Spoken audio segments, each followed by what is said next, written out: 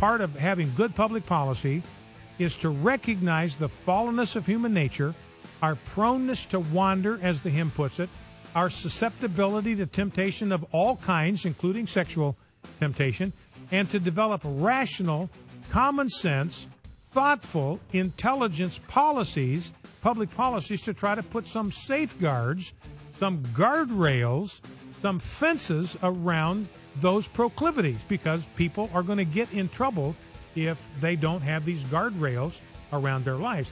And that's part of what not having women in basic training and women in the uniform sharing these intimate quarters and long assignments with people of the opposite sex. And that's why I think we need to bring to an end the practice of putting women in the military, in uniform, in combat situations, receiving combat training, going through all of the basic training and all that kind of stuff. Time to bring that experiment to an end, realize it's a failure. We have sexual assaults in the military out of control.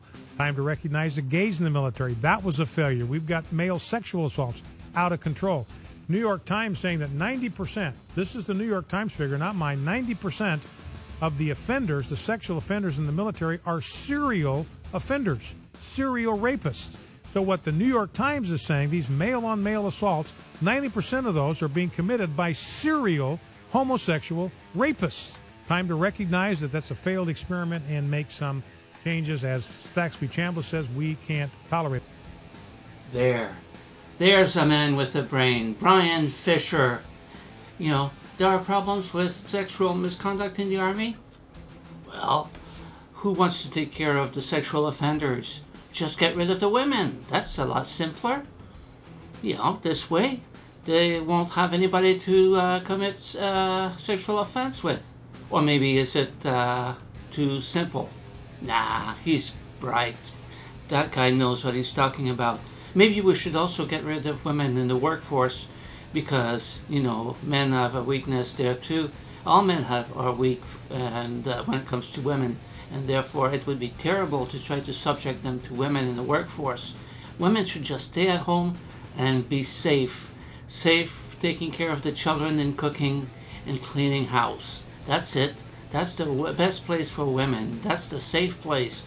Forget about sexual offenders and putting them in jail and getting rid of those bad apples that are, you know, corrupting the Army. That are just making things worse for everybody. No. Let's get rid of the women instead. You know, oh, well, while we're talking about those experiments, let's do away with the gays as well. You know, oh, my. You know, the sexual offenders, they're really bad people. You know, they're really terrible.